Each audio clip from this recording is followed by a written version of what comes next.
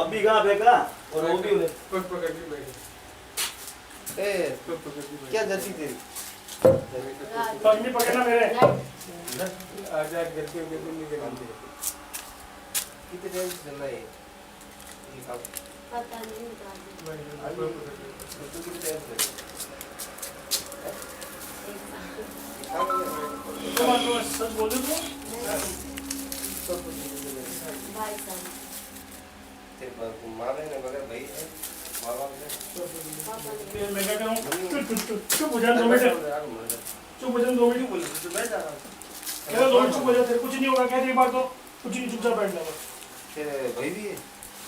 और गाँव तेरे को किसने बताया यहाँ पे है खुले रहा है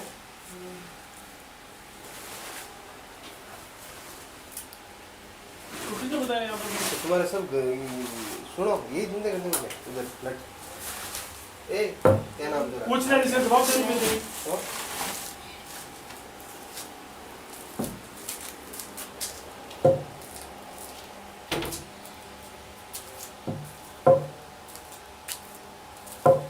सब लिए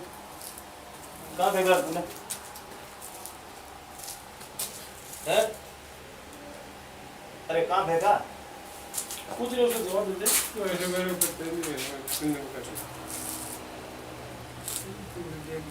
पढ़ो चैन बंद कर